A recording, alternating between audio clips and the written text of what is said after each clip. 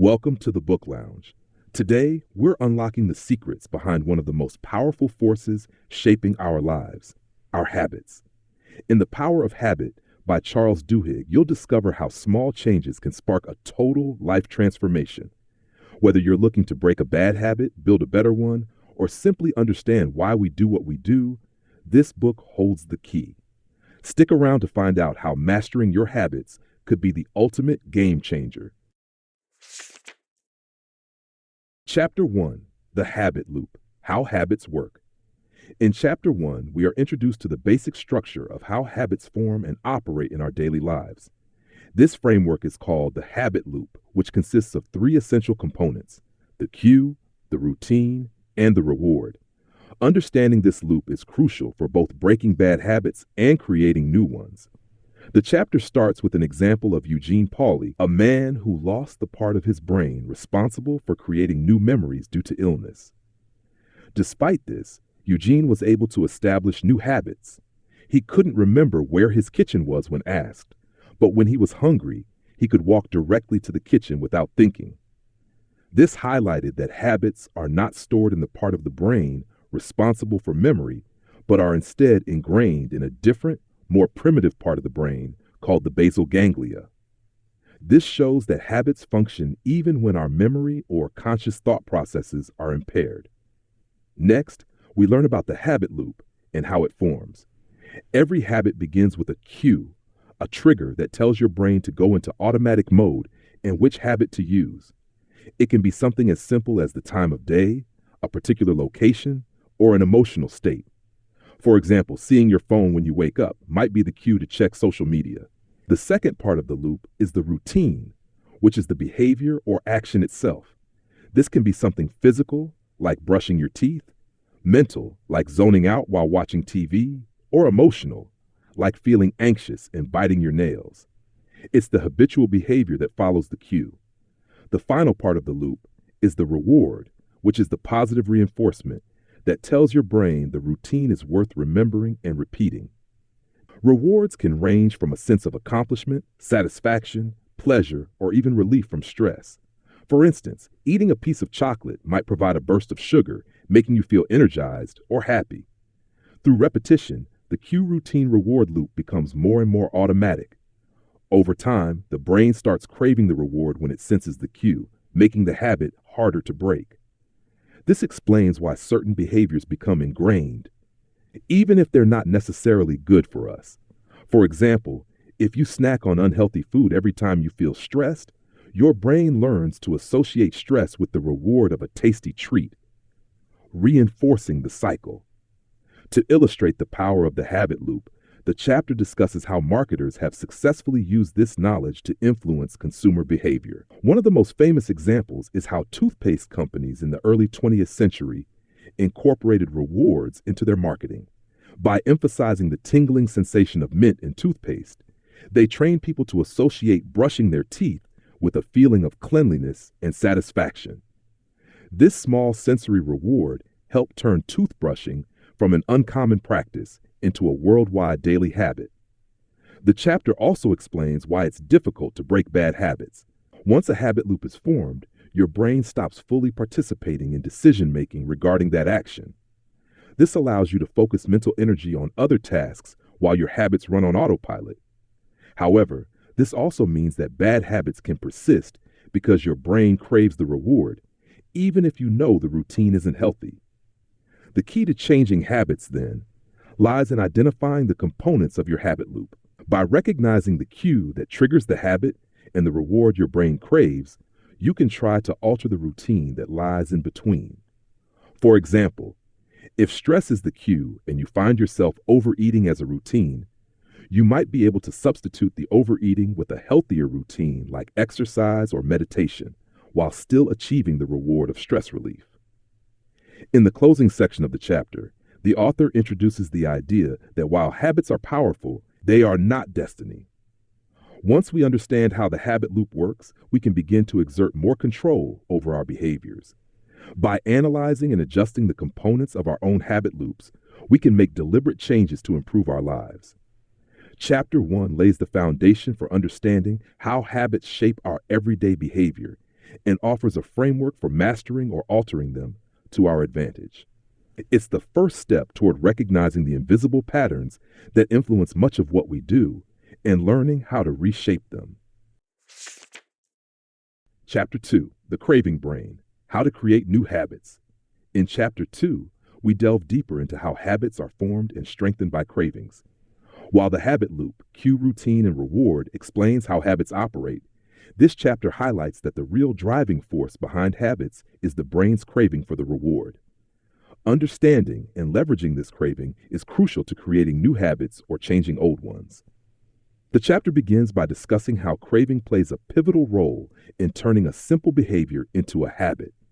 One example given is the story of Claude Hopkins, an early 20th century advertising legend who helped popularize Pepsodent toothpaste. Hopkins revolutionized dental hygiene by tapping into the brain's craving mechanism. He initially struggled to get people interested in brushing their teeth because it wasn't a widespread habit. However, he discovered that people could be made to crave the tingling sensation that toothpaste left in their mouths. He focused his marketing campaign on how Pepsodent removed a film from the teeth, making them feel fresh and clean. This promise of a sensory reward, a tingly clean feeling, created a craving in consumers. People began to associate brushing their teeth with the pleasurable sensation afterward, solidifying the habit. This craving, Hopkins realized, is what made people continue the routine of brushing their teeth even when they didn't necessarily enjoy it before. The cue was seeing their toothbrush, the routine was brushing, and the reward was the clean feeling they craved, reinforced by the minty tingle of the toothpaste. The success of this campaign made brushing teeth a daily habit for millions, showing that cravings are at the heart of habit formation. Cravings can develop in any type of habit, whether it's healthy or unhealthy. For instance, the chapter touches on the habit loops that form around smoking, where people don't just crave the nicotine, but also the feeling of relaxation or satisfaction that comes with it. Similarly, athletes can develop a craving for the endorphins released after exercising, which drives them to work out regularly. The chapter also explains that for new habits to form, the brain needs to begin anticipating the reward. This is where craving comes into play. Your brain starts to expect the reward as soon as the cue appears, and this anticipation drives you toward the routine. The stronger this craving becomes, the more ingrained the habit is. For example, if you're trying to create a habit of exercising every morning, you need to cultivate a craving for the reward, whether that's the energy boost, the post-workout endorphins, or even the satisfaction of completing the task. This anticipation is what makes habits so powerful, and it's also why habits can be hard to break. The brain learns to anticipate the reward, and when it doesn't get it, it feels a sense of loss or disappointment, pushing you to complete the routine to satisfy the craving. This is one reason why people fall back into bad habits, like smoking or overeating. The brain craves the reward it's used to. However, the same principle can be used to create positive habits. The key is to focus on the reward you want to achieve and build a craving for it. For example, if you want to start eating healthier, it's important to find a way to make yourself crave the feeling of energy or well-being that comes from eating nutritious food. By doing this, your brain will start associating the healthy eating routine with the reward it craves, making the habit easier to maintain over time. The chapter concludes by emphasizing that once a habit and its associated craving are established, the behavior becomes almost automatic. This is why habits can be so difficult to change once they are formed. But by understanding the role of cravings in driving habits, we can begin to create new ones. If you can identify the reward you crave and build a routine around it, you can establish lasting habits that serve your goals. The craving is what makes the habits stick, and it's also the secret to creating new routines that can transform your life. Chapter 3, The Golden Rule of Habit Change. Why transformation occurs in Chapter 3, we explore the key to changing habits and why true transformation is possible through what's called the Golden Rule of Habit Change. The core idea is that while you can't eliminate a habit altogether, you can change it by altering the routine while keeping the same cue and reward.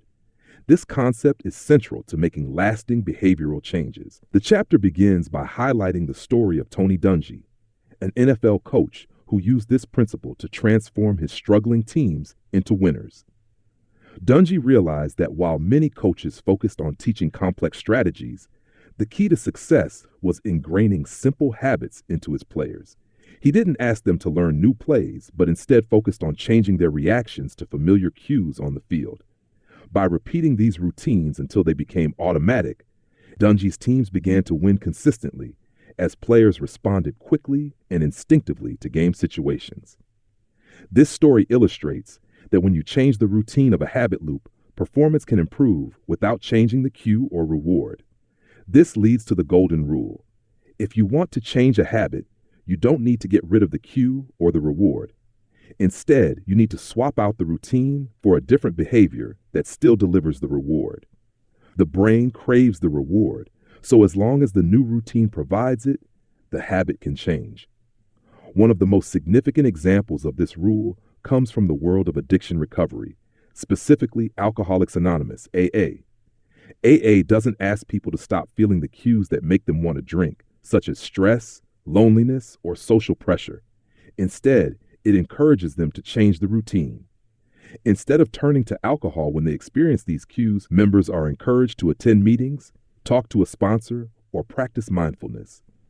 The reward remains the same, relief from anxiety or emotional distress, but the routine is different. This change in routine is why many addicts are able to transform their lives without completely erasing the desire to drink. By replacing the destructive behavior with a healthier alternative, they can break the cycle of addiction. The chapter explains that while this principle sounds simple, it's not always easy to implement.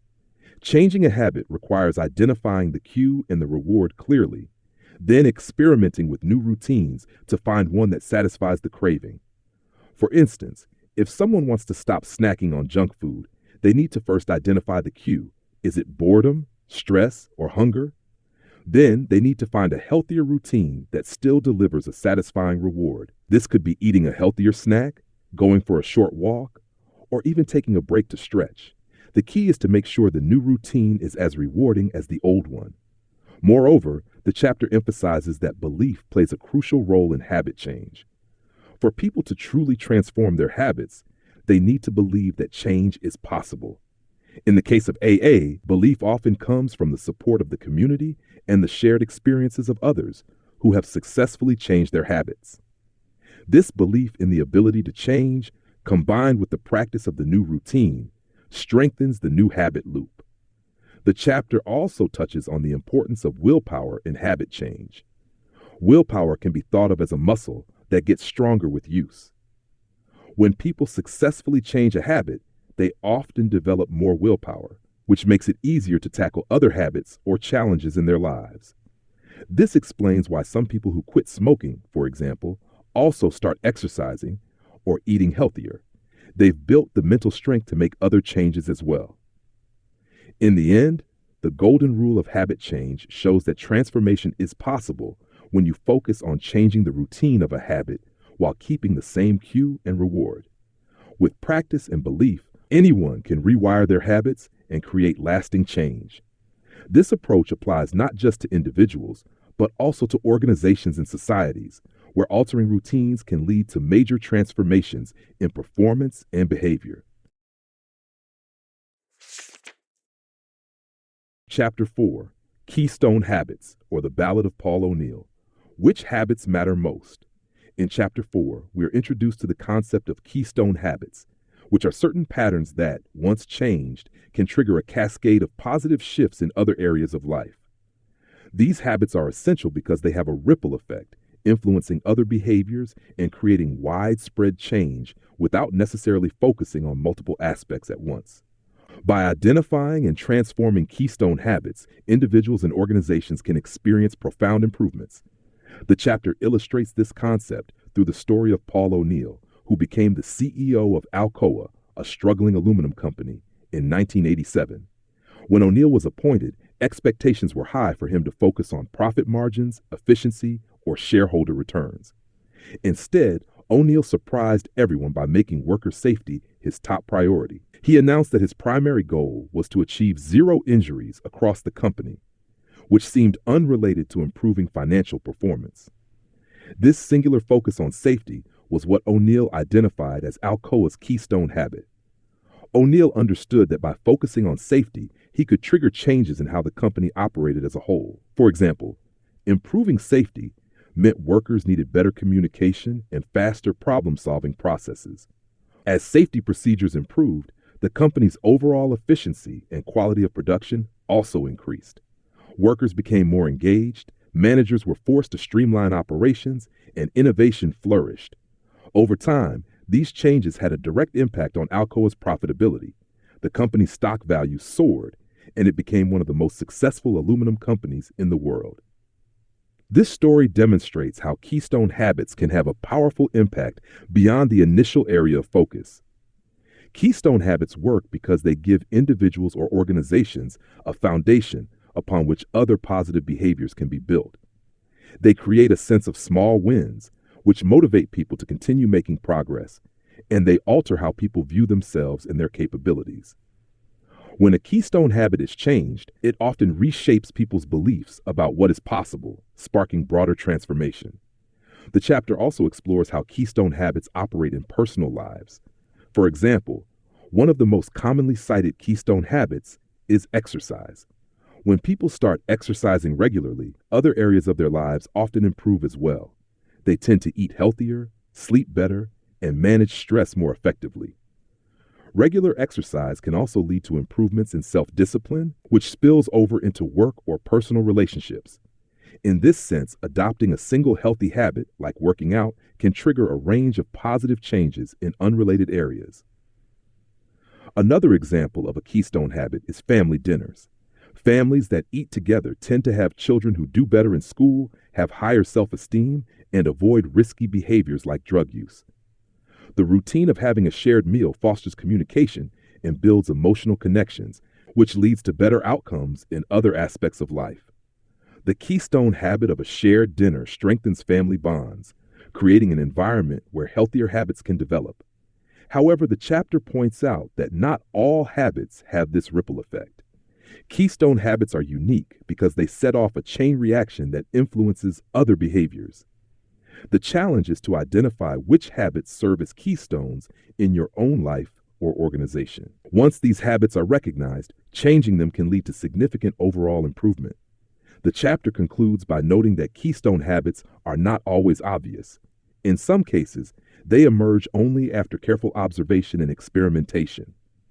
But once a keystone habit is identified, it becomes a powerful tool for change. These habits hold the potential to reshape how we live and work, making them the most important habits to focus on. Ultimately, Chapter 4 emphasizes that by focusing on key behaviors, individuals and organizations can achieve far-reaching transformations. The changes made in one area often spark unexpected improvements in other areas, creating a snowball effect of progress. Keystone habits are the foundation of lasting change, making them the habits that matter most.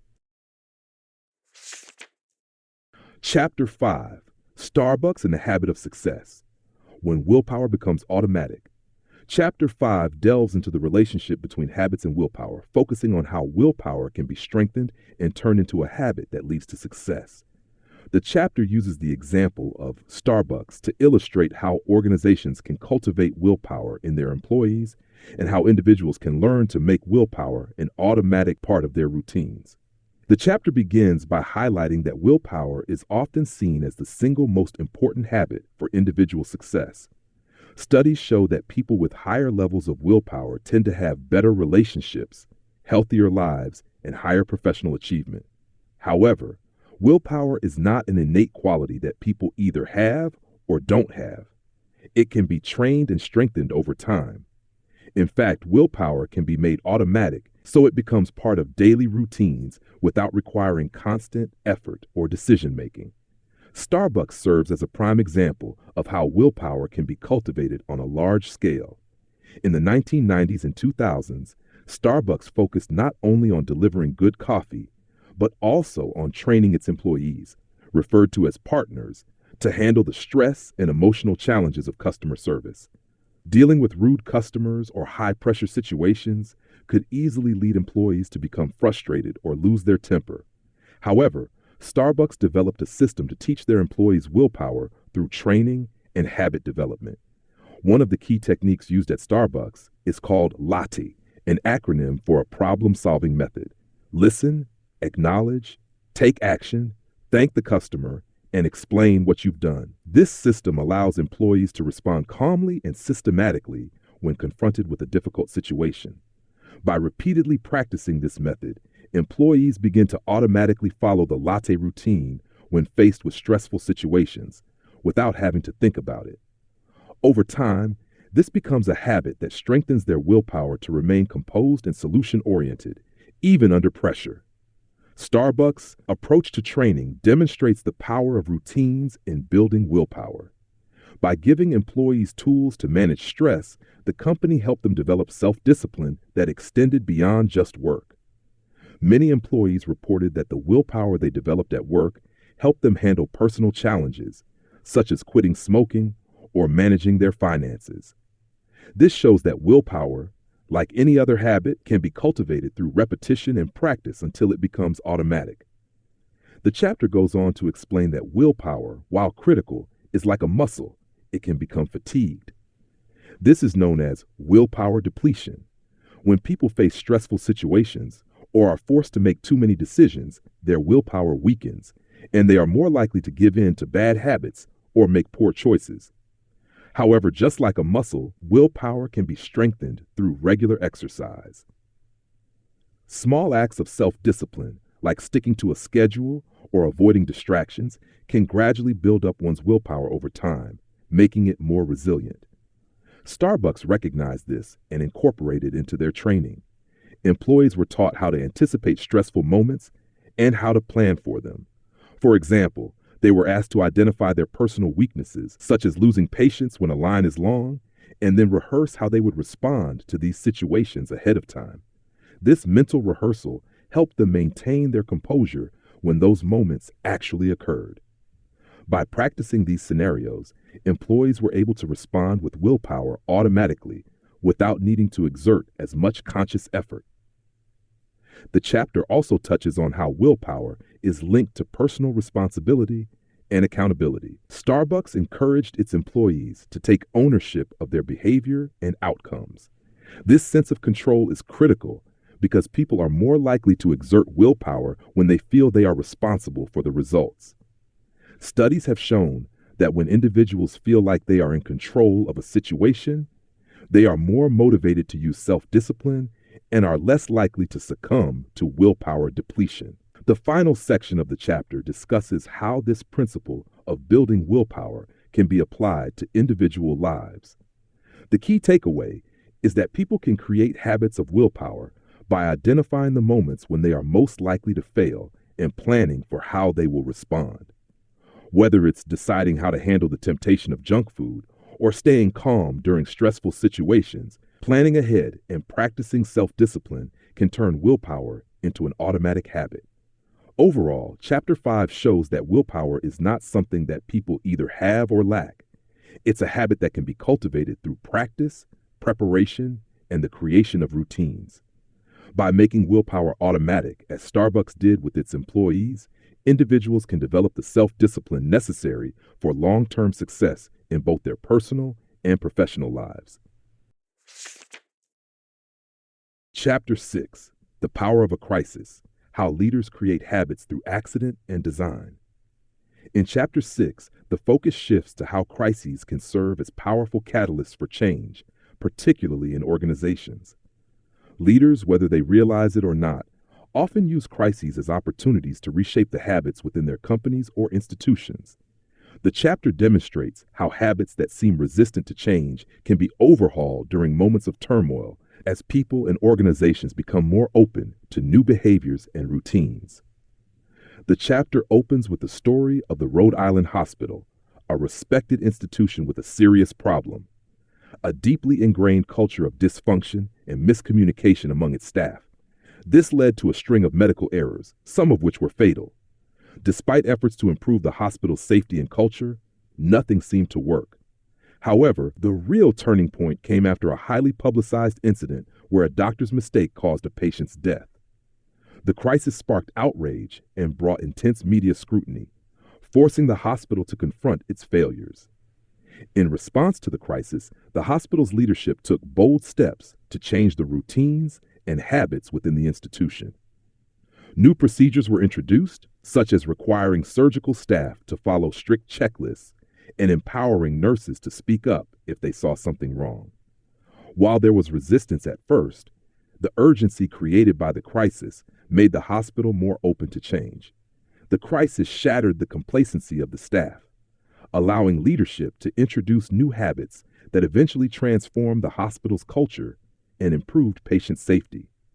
This story illustrates one of the key points of the chapter. In times of crisis, deeply embedded habits can be disrupted, creating space for new habits to form.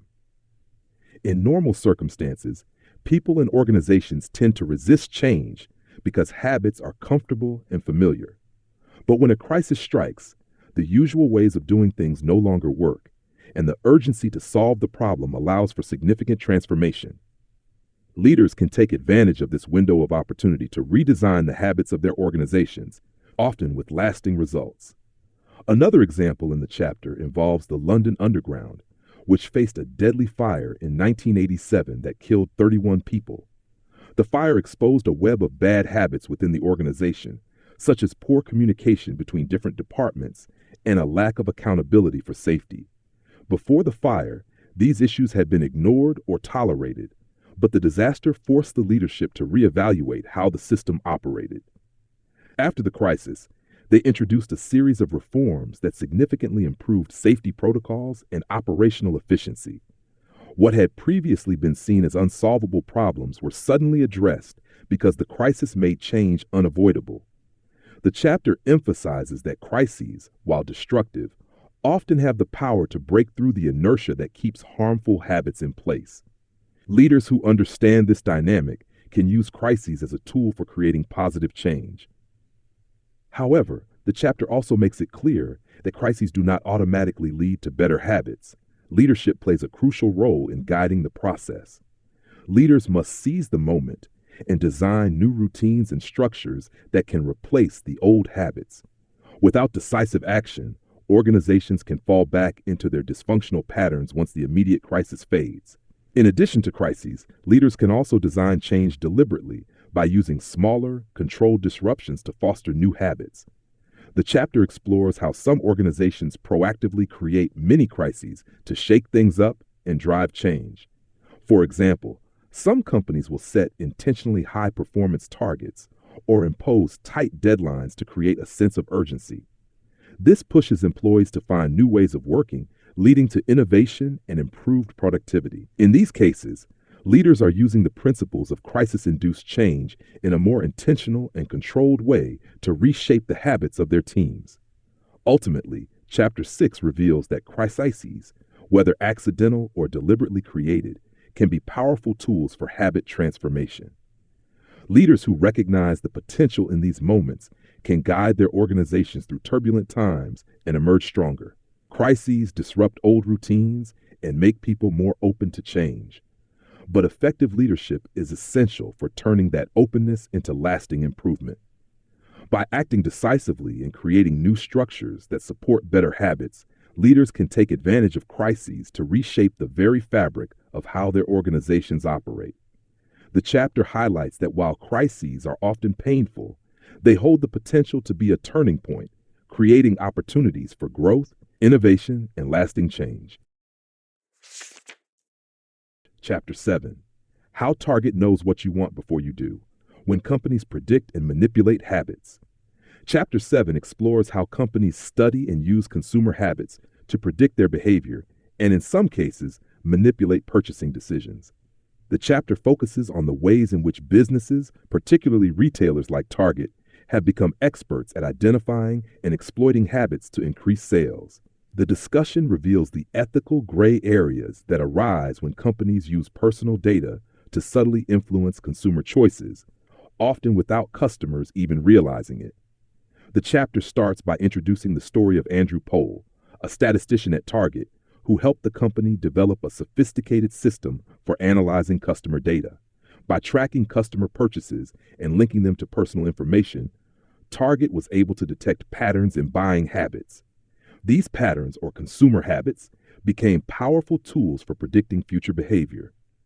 For example, Target found that certain products, like unscented lotion, vitamins, and extra-large bags of cotton balls, were often purchased by women in the early stages of pregnancy, even before they publicly announced it. By analyzing these kinds of seemingly mundane purchases, Target could predict with surprising accuracy when a customer was expecting a baby. This ability to predict pregnancies allowed Target to target, no pun intended, customers with specific advertisements and promotions tailored to their needs at the right time. For example, Target could send coupons for baby products to expectant mothers, just as they were starting to think about what they needed for their new child. The company could do this without explicitly mentioning pregnancy, which helped avoid alarming customers with how much the store knew about them. By subtly influencing their shopping decisions at a critical time in their lives, Target was able to increase customer loyalty and boost sales. The chapter then dives deeper into how companies like Target use predictive analytics to manipulate habits. Many large retailers collect vast amounts of data on their customers, including purchase histories, online behavior, and demographic information. By analyzing this data, they can identify key moments when customers are most likely to make significant changes in their shopping habits. These moments often occur during major life transitions, such as moving to a new home, getting married, or having a child.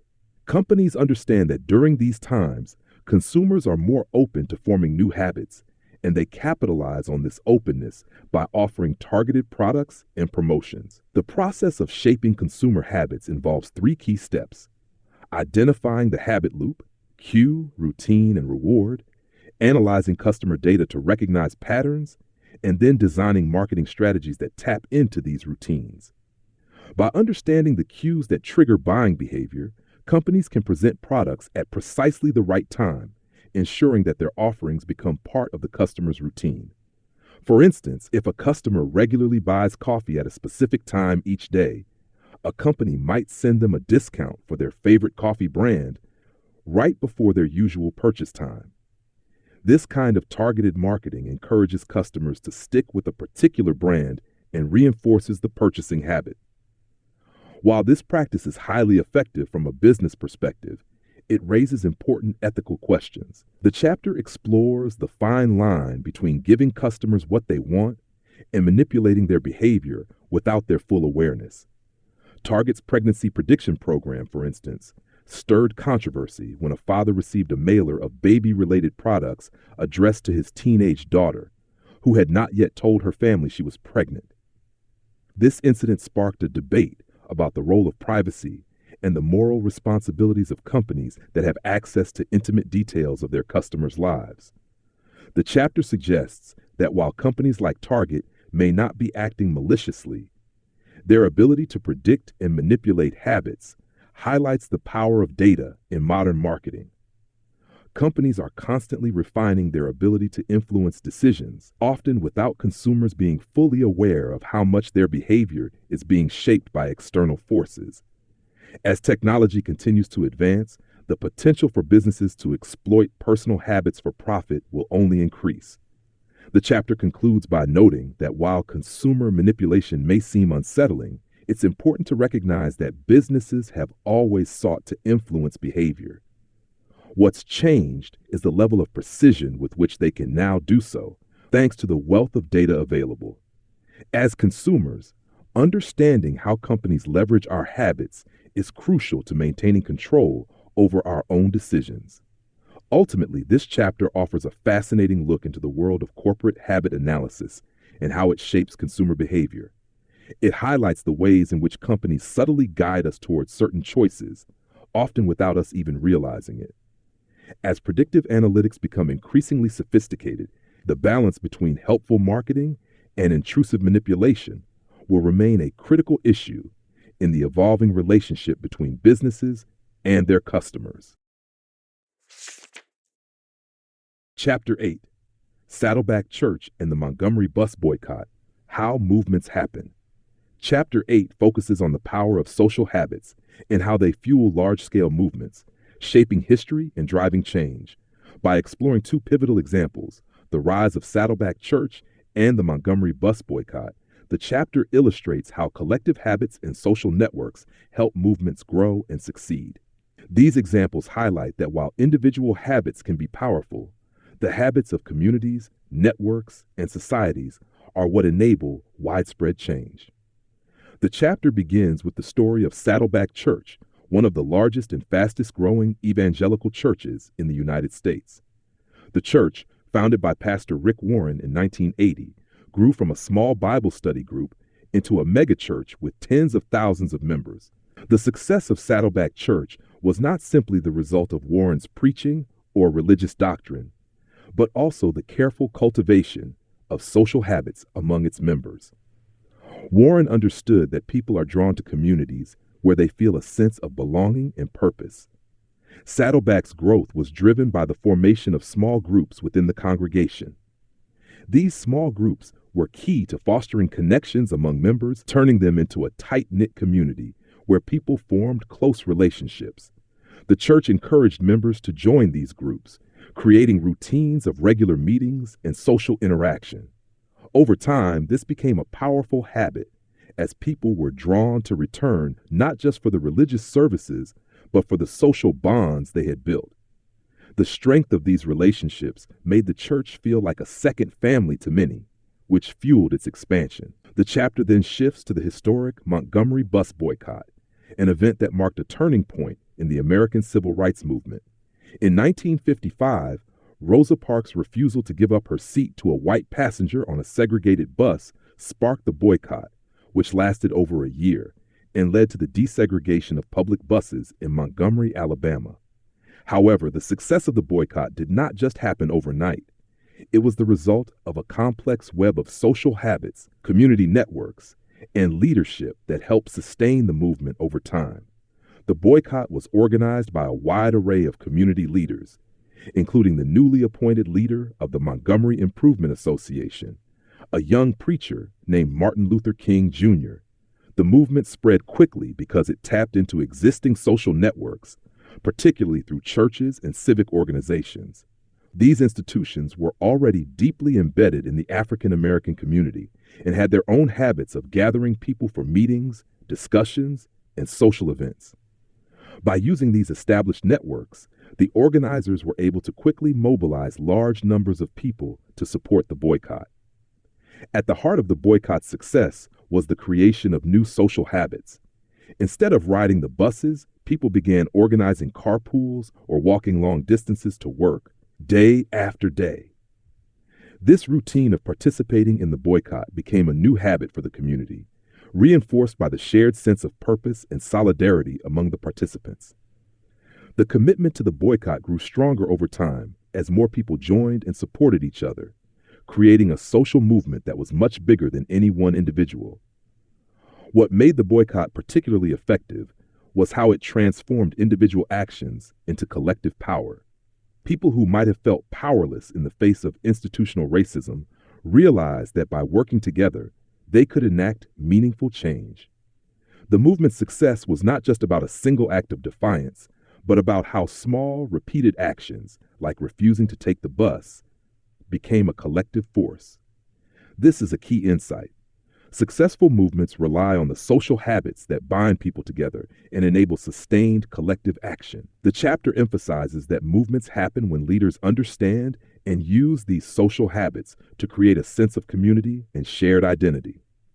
Both Saddleback Church and the Montgomery Bus Boycott show that successful movements are built on the foundation of existing relationships and networks. Leaders play a crucial role in shaping and directing these habits, but it's the power of collective social routines that sustains the movement and helps it grow. By leveraging social habits, both religious and political movements can create an environment where people feel connected, supported, and motivated to take action. These movements thrive when individuals feel a part of something larger than themselves and their habits align with the goals of the group. Whether it's attending weekly church meetings or organizing carpools during a boycott, these routines reinforce the collective identity of the movement. In summary, Chapter 8 illustrates that large-scale movements, whether religious or social, succeed not only because of charismatic leaders, but because they tap into the deep power of social habits.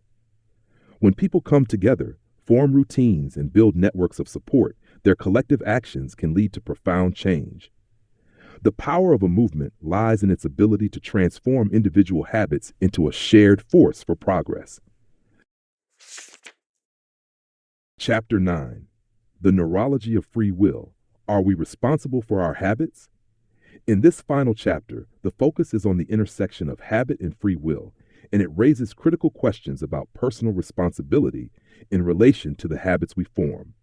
The chapter explores the neurological basis of habits, providing insight into how they operate and the extent to which we control them.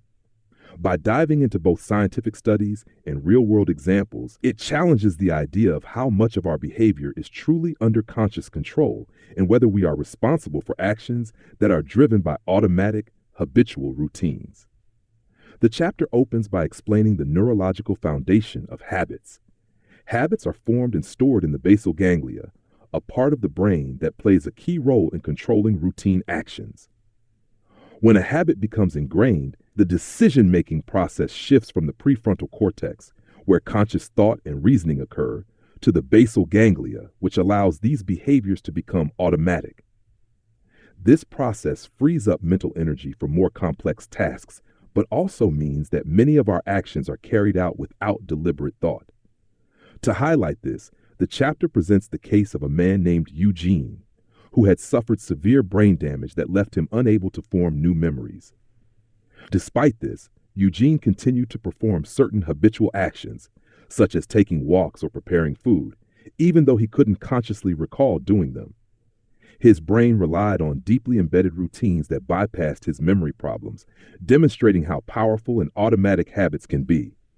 Eugene's case shows that once a behavior becomes a habit, it can function outside of conscious control, raising the question of whether people can be held fully accountable for such actions. This insight sets up the larger issue the chapter grapples with. Are we responsible for our habits if they operate at such a deep, automatic level? The answer is not simple. On one hand, the brain's natural reliance on habits helps us manage life more efficiently.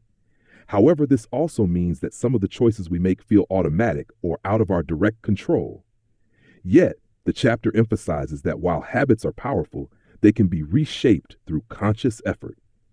The chapter also discusses how habits form the basis for both positive behaviors, like exercising regularly, and negative ones like addiction. Addiction, in particular, demonstrates the darker side of habit formation, as substances like drugs or alcohol can hijack the brain's reward system and lead to deeply entrenched, destructive routines. In these cases, it can seem as though free will is overwhelmed by cravings, but the chapter highlights that understanding how habits work is key to changing them. One of the major takeaways is that while habits may be deeply ingrained, we are not powerless. Change happens when people become aware of their habits and consciously work to alter the cues and rewards that drive them. This is where the concept of the habit loop comes into play. Every habit follows a pattern. A cue triggers a routine, which leads to a reward. By identifying and modifying these elements, people can change their habits. The chapter underscores that while it may not be easy, with deliberate effort and focus, individuals can take control of their habits and reshape their behavior.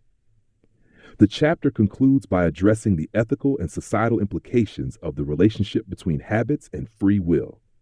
If habits influence so much of our behavior, how much control do we really have over our decisions? And if habits can be both personal and social, what does this mean for issues like addiction or habitual wrongdoing? The chapter doesn't dismiss personal responsibility, but instead reframes it. We are responsible for our habits, but that responsibility involves both recognizing how habits work and taking action to change them. The book finishes with an empowering message. While habits govern much of our daily behavior, understanding how they function allows us to regain control. Though the basal ganglia makes actions automatic, the prefrontal cortex can reassert control when needed. By being mindful and intentional, we can break free from the habits that limit us and build new, positive routines that align with our goals.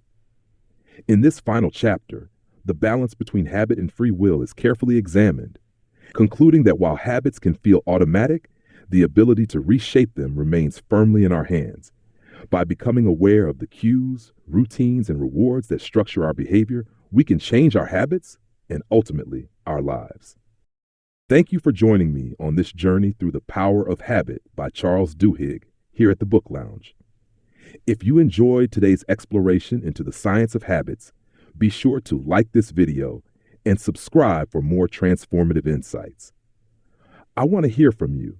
Share your thoughts in the comments about what you learned, which concepts struck a chord, and what topics you'd love for me to tackle next. And remember, you can dive deeper by downloading your free book summary and an actionable workbook through the link in the description. Let's turn knowledge into action. Until next time, keep shaping those habits for a better tomorrow.